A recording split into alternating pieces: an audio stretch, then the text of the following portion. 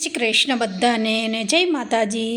તો આજે આપણે બનાવીશું મોગર દાળ જે પીળી આવે છે એમાંથી આપણે એક ઢોકળા બનાવીશું ફ્રેન્ડ્સ। એક જ ચમચી તેલ છે અને ઇન્સ્ટન્ટ આ તમે જોઈ શકો છો અંદરથી એકદમ ફૂલેલા અને જાળીદાર આપણા આ ઢોકળા તૈયાર થઈ ગયા છે।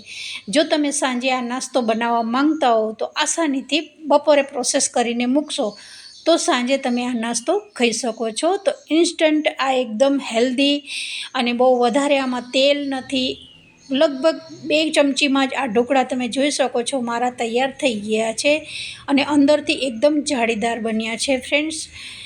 તો વિડીયો સ્કીપ ના કરશો, લાસ્ટ તક જોશો તો તમને ખબર પડશે કે મેં આમાં કઈ સામગ્રી નાખી છે અને કેવી રીતે મારા આ ઢોકળા મેં તૈયાર કરી દીધા છે। અંદરથી એકદમ જાળીદાર આપણા આ ઢોકળા તૈયાર થઈ ગયા છે। હવે આપણે અહીંયા મેઇન સામગ્રી જોઈ લઈએ। 1 ચમચી મેં સૂજી લીધી છે, એનાથી માપની ઓછી ચમચી છે પૌવા લીધા છે અને એના માપની ઓછી ચમચી છે એનાથી આપણે દાળ લઈશું, પણ તમે કેટલી ક્વોન્ટિટીમાં તમને વધારે જે પસંદ હોય એ તમે અહીંયા લઈ શકો છો। તો આ પલાળેલી મેં રાતે મોગર દાળને પલાળી દીધી છે અને તમે જોઈ શકો છો આ દાણો તૂટી રહ્યો છે। તો હંમેશા ઢોકળા બનાવતા હો તો પલાળેલી દાળને જ લેવાની છે।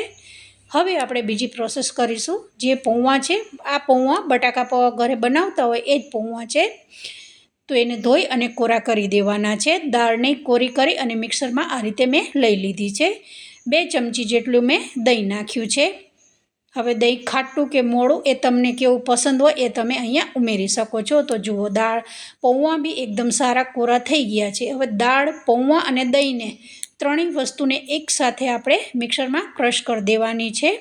તો એકદમ સ્મૂથ જે પૌવાના કારણે એકદમ આપણી પેસ્ટ તૈયાર થઈ ગઈ છે। બસ આ ટાઈપનું આપણે બેટરને રાખવાનું છે। જુઓ એકદમ બેટર આપણું સ્મૂથ બન્યું છે।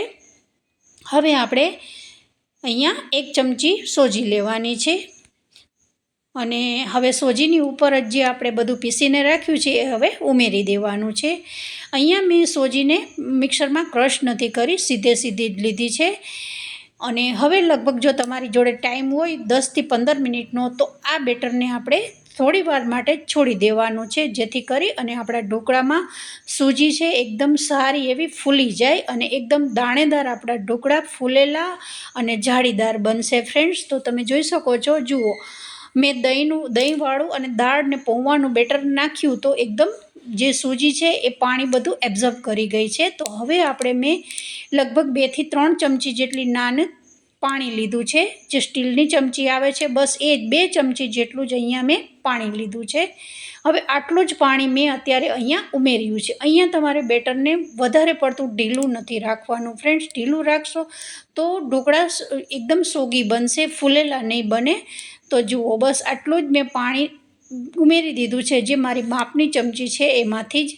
હવે આને હું ઢાંકી અને લગભગ મારી જોડે ટાઈમ છે તો હું 10 થી 15 મિનિટ માટે મૂકી દઈશ અને 10 થી 15 મિનિટ થશે ત્યાર પછી હું પાછો તમને વિડીયો શૂટ કરીને બતાવીશ। તો તમે જોઈ શકો છો લગભગ 15 મિનિટ માટે મૂક્યું તો સૂજી છે એકદમ ફૂલી ગઈ છે અને સારું એવું આપણું આ આથો બી આવી ગયો છે। સૂજીના કારણે આપણે ઇન્સ્ટન્ટ બનાવવાનું છે તો બહુ વધારે વાર મૂકવાની જરૂર રહેતી નથી। તો હવે મેં થોડી હળદર લીધી છે અને અડધી ચમચી ખાંડ લીધી છે, કારણ કે દહીં ખાટું લીધું છે તો થોડું આપણે ગળ્યું ઉમેરવું જરૂરી છે।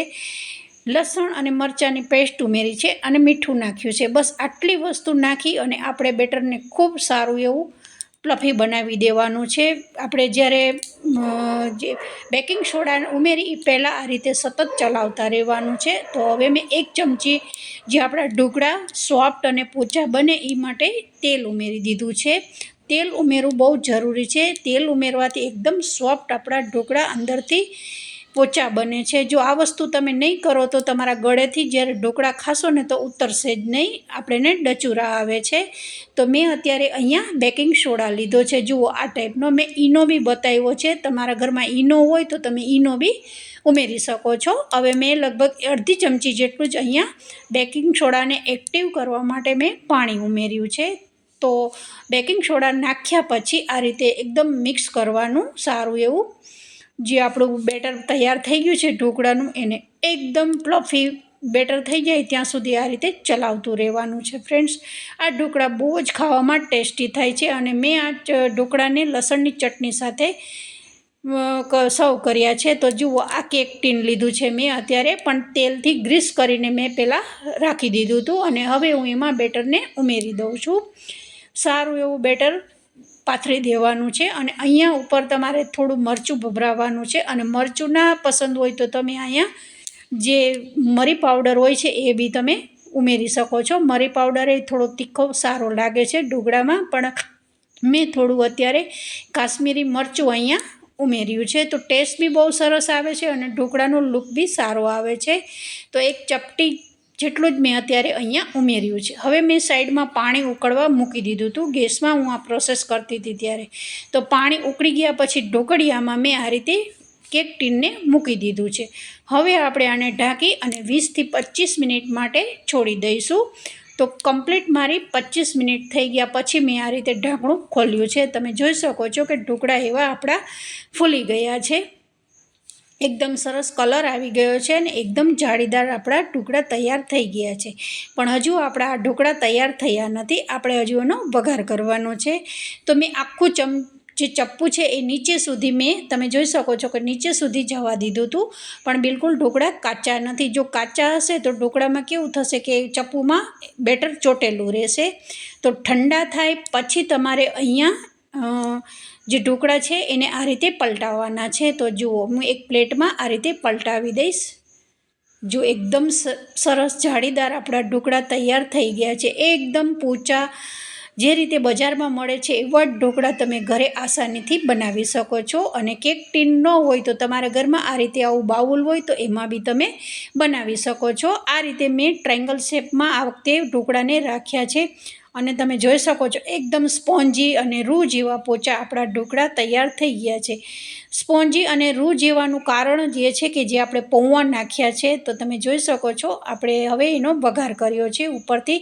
તો 1 ચમચી તેલ લીધું છે, રાઈ, જીરું, લીલા મરચાં છે, અડધી ચમચી તલ નાખ્યા છે અને મીઠો લીમડો છે. વઘારમાં બસ આ 4-5 વસ્તુ ઉમેરી અને જે આપણે ઢોકળા છે એમાં આ રીતે ઉમેરી દેવાનું છે. જે વઘાર છે એ આ રીતે ચમચીથી સ્પ્રેડ કરી દેવાનું છે. તો ગરમા ગરમ સાંજના સમયે તમને એવું લાગે કે આજે નાસ્તા જેવું બનાવવું છે તો જરૂરથી આ મારી રેસીપીને ટ્રાય કરજો. અને વિડીયો પસંદ આવે તો જરૂરથી એક લાઇક કરજો. વધારે વિડીયો પસંદ આવી જાય તો વિધિ કિચનને સબસ્ક્રાઈબ કરી દેજો. તો જુઓ, આ રીતે લસણની ચટણી સાથે મેં અત્યારે સર્વ કર્યા છે, પણ તમને જે પસંદ હોય એની સાથે તમે ખાઈ શકો છો. તો આજના આપણા આ ઢોકળા મોગર દાળમાંથી તૈયાર થઈ ગયા છે. તો નેક્સ્ટ આપણે આવી જ કોઈ સરસ રેસીપી બનાવીશું. તો બધાને જય શ્રી કૃષ્ણ અને જય માતાજી.